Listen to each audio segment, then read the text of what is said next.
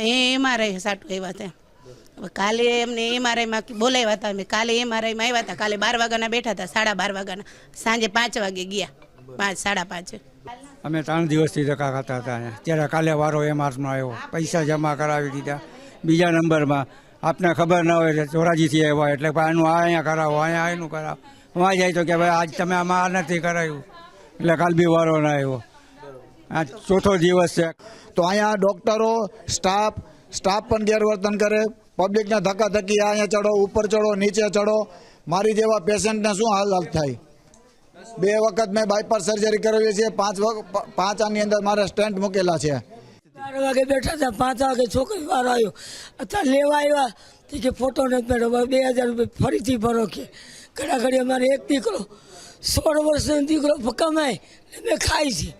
દીકરાની દીકરી છે, મારું કોઈ છે ને આધાર.